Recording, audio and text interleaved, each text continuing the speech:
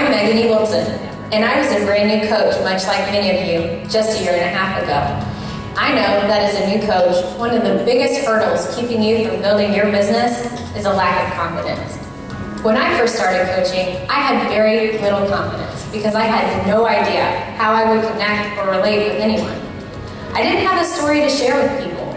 I looked around at my upline and other coaches on our team, and I thought they all had these amazing weight loss stories, but I didn't. I wasn't just like the others on my team. I tried to make their story mine, but it wasn't being me. I had to accept that my story was different. I realized that in order to build relationships, I had to be vulnerable. I took a leap of faith and put my story of struggling with an eating disorder and depression out there for people to see. When I did, I was floored by the response. Sharing my story brought me confidence and has been a huge part of building my business and branding myself. When you have a story, people will connect with you, appreciate you, and relate to you. I think you'll be surprised that instead of being judged or rejected, you'll be supported and admired by many. And that makes us feel good, right? That builds confidence. When my coaches tell me, "But Megan, I don't have a story," I always tell them that they're wrong. Everyone most certainly has a story. You just have to take the time and reflect upon the experiences and events that compose who you are and what you want to share with people. If you're struggling with creating your own story, here are some questions you can ask yourself. What first drew you to Beachbody? What specific things convinced you it was the right choice? What are your goals? What do you hope Beachbody will do for you? How has Beachbody changed your life? Think about your own transformation story, even if it isn't about weight loss. Think of how you've changed for the better. Are you healthier, more energetic, or more confident? All of these qualities contribute to your story. Even if you're in the middle of your transformation, think about sharing where you're going and why you're motivated to get there. So many people can relate to someone when they see them trying to get results, but are still on their journey. I bet you're starting to have a few aha moments right now, aren't you? Let me share my story so you can hear what a story could sound like after thinking about these questions. What first drew me to Beachbody was the fact that I could work out from home and not worry about being judged in a gym. I was pretty self-conscious about my body. I was at a low point in my life. My health was being compromised and I was very depressed. I knew I had to make a change.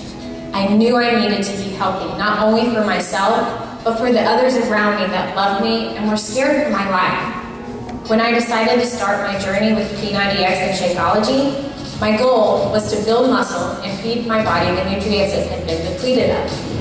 Sure enough, I was able to change my body, improve my depression, and save my life with proper nutrition and proper exercise. The added coach support and accountability was also the missing piece to the kit that puzzled for me. Beachbody has changed my life for the better, and now I would like to pay it forward and help others achieve the same. So, once you have your story composed, you're probably going to ask yourself, okay, now what do I do with it? It's time to share it. Don't be afraid to put your story out there. Sharing your personal story is about stepping outside of your comfort zone. You have to be okay with being vulnerable. Take a small step by sharing your story with your team on a call or in person. Call your sponsor and share it with them, or post it on your team's Facebook page.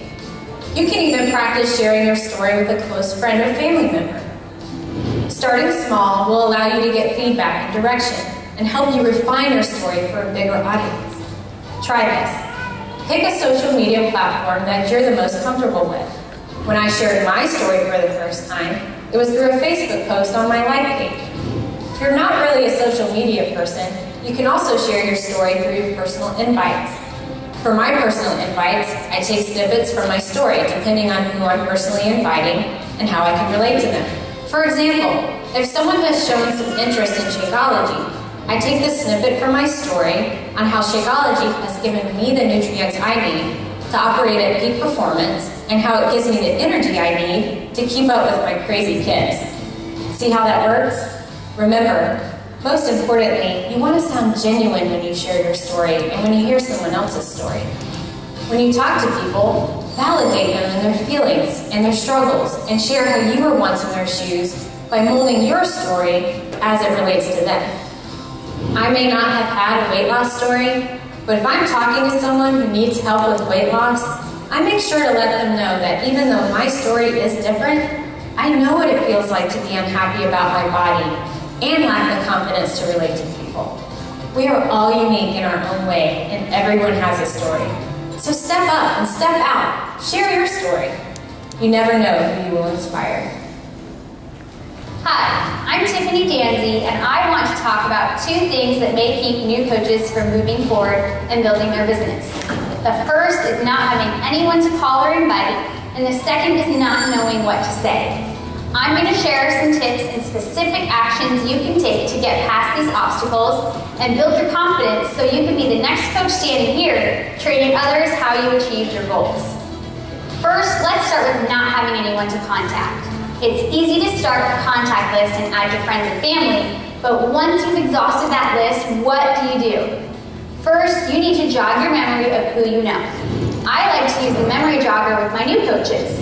The memory jogger can be found in your coach online office and will literally help you jog your memory of people you know or have known in the past. It will take you through coworkers, places you've lived and visited, your elementary school days, Facebook friends, and so on. It is a great way to help you create a list to work from. Keep in mind, it's important not to assume people aren't interested in what you're doing, or that they'll be offended when you're reaching out to them. Never let your own insecurities stop you from adding someone to your contact list. You never know who's waiting for you to send that invitation. Next, go through your social media contacts. Scroll through your current friends on social media and scroll through their friends list. You're not going to be blasting messages or friend people that you don't personally know. You're there to see if they are friends with anyone you know from your past, who you're not yet connected with on Facebook. Add them as a friend and work to reconnect, learn about them, and start building a relationship. Another great way to add more contacts is to meet people through social media groups. Look for groups where you truly have an interest in the group topic. For example, if you have twins, join a Facebook group for moms with twins. When I was looking for groups to join, I looked for groups about parenting children with a specific disorder that my oldest son has. Use these groups to simply connect and build relationships with people on that topic. You are not there to sell or blast your challenge group invite to the entire page. You are there to simply meet people and get to know others. As it's appropriate, you could invite them as a friend and eventually invite them to a challenge group. Adding more people to your contact list and reaching out to more people can really help boost your confidence. Another way to keep the momentum going is to always ask your contacts for referrals. Go back to people you've invited from the past and form your request like this. I'm starting a challenge group to help others be accountable to their fitness and nutrition goals. I wondered if you might know anyone that might benefit or be interested in joining me. Remember that as you add more people to your contact list, you need to build relationships with them first.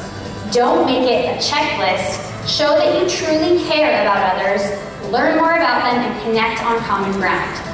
You're going to get to the point when someone either likes or comments on one of your posts about how Beachbody is changing your life or an upcoming challenge group, and you're not going to know what to do next.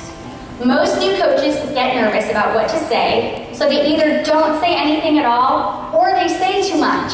I'm here to give you a few ideas for that. The first thing I recommend is to send a personal message to those who like or comment on your posts. You can simply say, I noticed you like my post. We must have some similar interests in fitness and nutrition. Do you mind if I ask you if you're working on any specific goals? This is the point where you're simply working on creating a conversation. It's another chance for you to get to know them better and connect about their family, occupation, what they do for recreation, etc.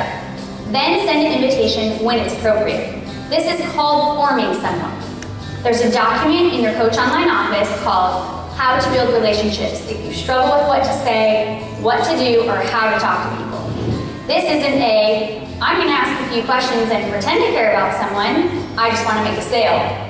This is truly about getting to know someone and connecting, talking back, asking more questions to build trust, followed by an invite a little bit later. Be yourself and be genuine. Always come from a place of caring and not selling. listen to them. It's important to care more about the person than the product you hope they will buy. Work to relate with them, validate them, and eventually invite them. Finally, what do you say to an old friend or acquaintance you've reconnected with? Simply ask what they've been up to. Use your forming questions to connect with them. They will usually ask you the same questions you ask them. What have you been up to? Share casually and passionately about what's going on in your life. Mention your challenge groups that you love running and helping other people stay accountable to their fitness and nutrition goals. It's important not to go on and on about your life. Mention a few things and then ask more questions. You want to spend more time being interested in the person rather than trying to be interesting to them. End the conversation and relate it to fitness, such as, do you have any particular fitness goals? And then another question not related to fitness and nutrition, like, how are those vacation plans coming along? No matter who you're talking to, if you're nervous to invite, tell them that. It's okay to be nervous and to admit it. And remember, you can always reach out to your upline or another coach you admire and ask them to help edit your first few responses. It all comes down to being yourself and caring about other people. If you spend the time to care, listen, ask questions, and truly see where their needs are, there is a level of trust that is built when you come from a place of caring rather than selling. The rest will come with time. Even if they say, not now, it will very likely come back around because of the trust you took the time to build in the first place and the friendship that will remain as you continue to be their friend and connect in other areas of life.